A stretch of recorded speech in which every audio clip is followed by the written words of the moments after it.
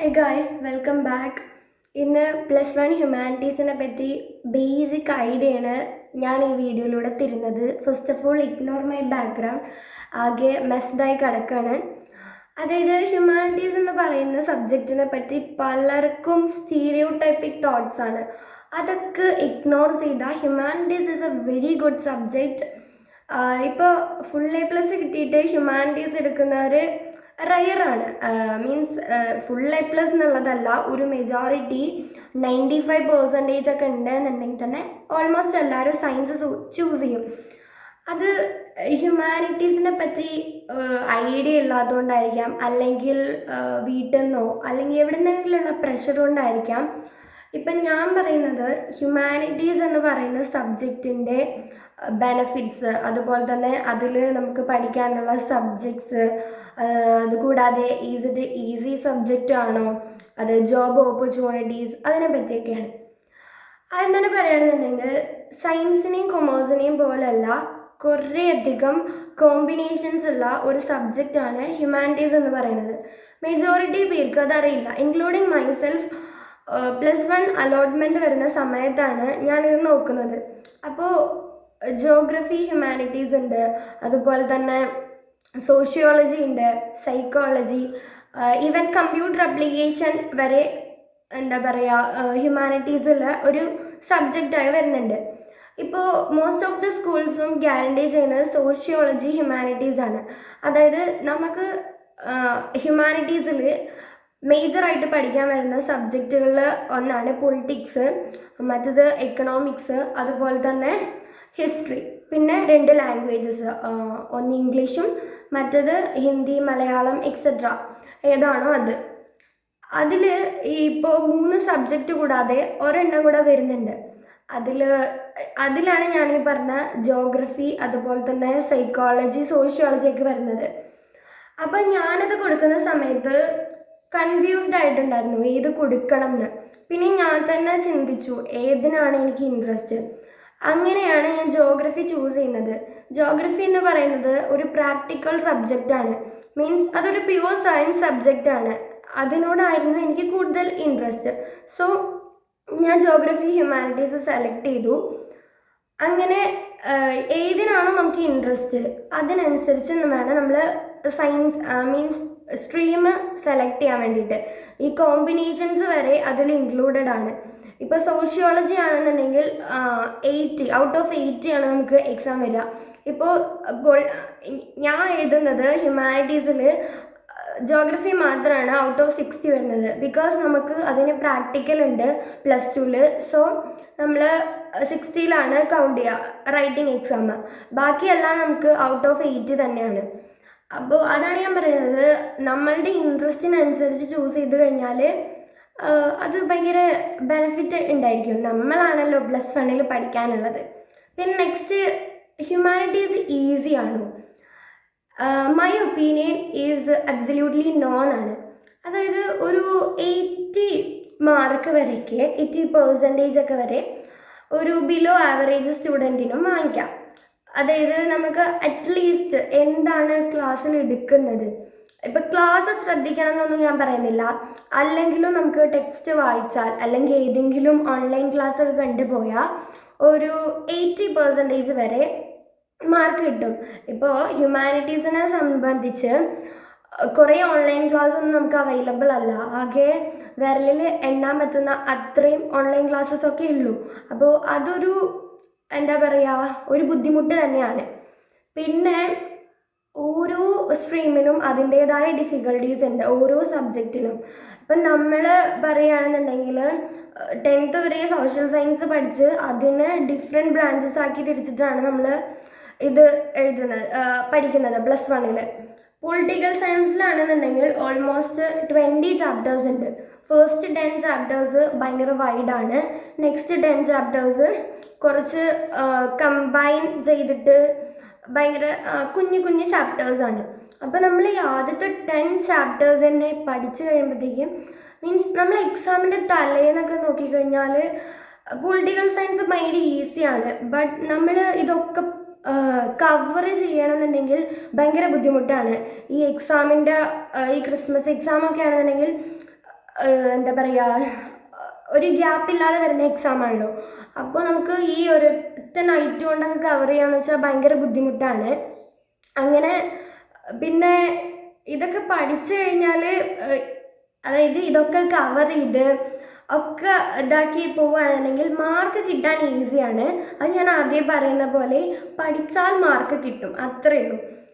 ഇപ്പോൾ എക്കണോമിക്സ് ആണെന്നുണ്ടെങ്കിൽ നമുക്ക് 2 പാർട്ടായിട്ട് ആണ്.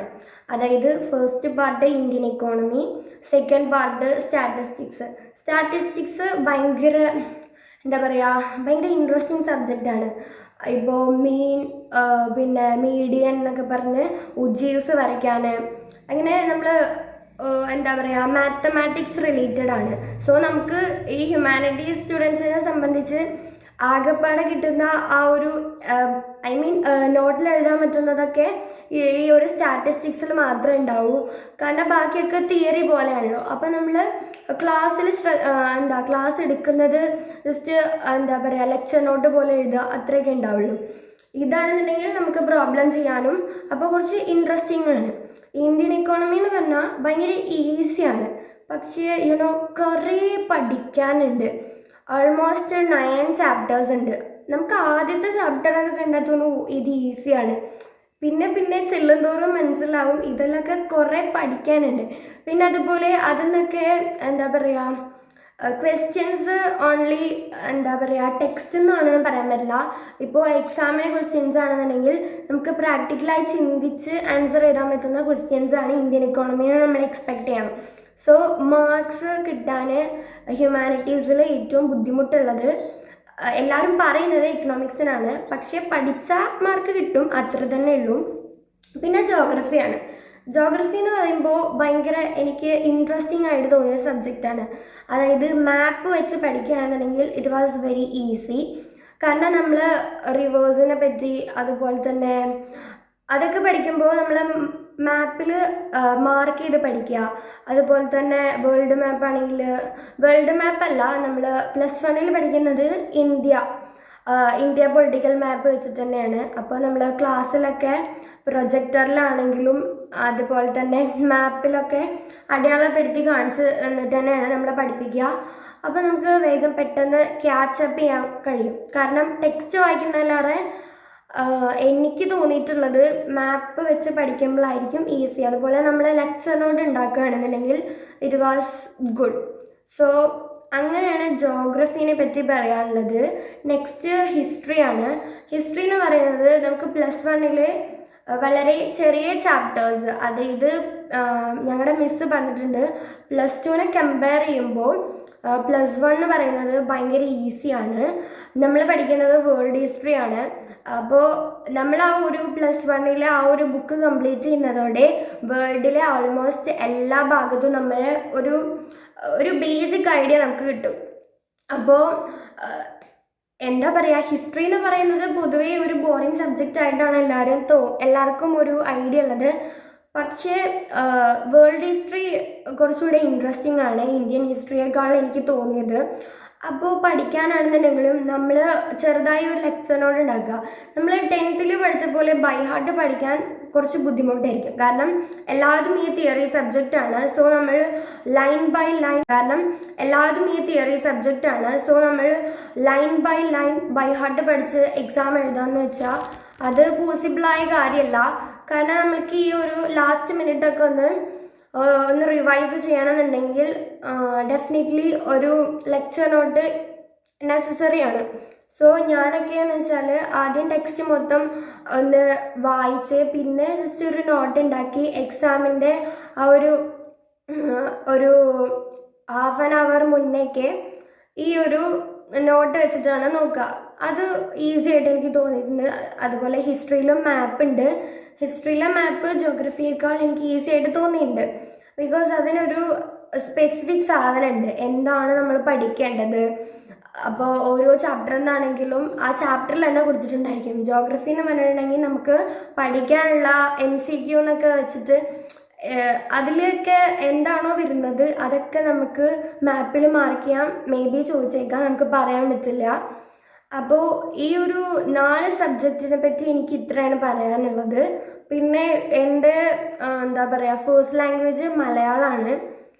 ഞാൻ മലയാളം ചൂസ് ചെയ്യാൻ കാരണം എനിക്ക് പൊതുവേ ഹിന്ദി കുറച്ച് ബാക്കിലോട്ടാണ്. ഹിന്ദി എനിക്ക് ഇഷ്ടമുണ്ടായിരുന്നില്ല.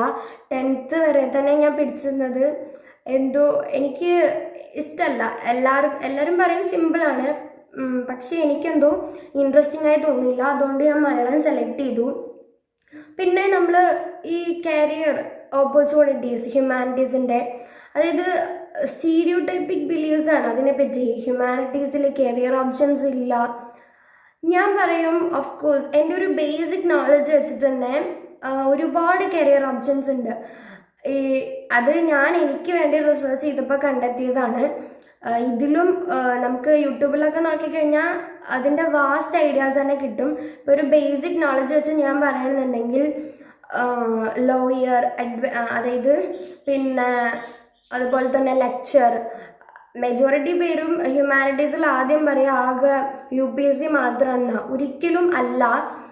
ബിക്കോസ് ഇപ്പോൾ ജോഗ്രഫി പഠിച്ചിറങ്ങിയ ഒരാളാണെന്നുണ്ടെങ്കിൽ റിമോട്ട് സെൻസിങ് പോലെയുള്ള ടെക്നിക്കൽ ടൈപ്സ് ജോബ്സ് വരെ, ഹൈ സാലറി കിട്ടുന്ന ജോബ്സ് വരെ ഉണ്ട്. അത് നമ്മൾ റിസർച്ച് ചെയ്ത് കഴിഞ്ഞാൽ നമുക്ക് കിട്ടാവുന്നതേ ഉള്ളൂ. അപ്പോൾ ഹ്യൂമാനിറ്റീസ് ചൂസ് ചെയ്യാൻ ആരെങ്കിലും ആഗ്രഹിക്കുന്നുണ്ടെന്നുണ്ടെങ്കിൽ ഡെഫിനറ്റായിട്ട് അത് ചൂസ് ചെയ്യുക. നമ്മൾ ആരുടെയും പ്രഷറൈസിൽ ഒരു സ്ട്രീം ചൂസ് ചെയ്യാതിരിക്കുക. ബിക്കോസ് നമ്മളാണ് അത് പഠിക്കേണ്ടത്.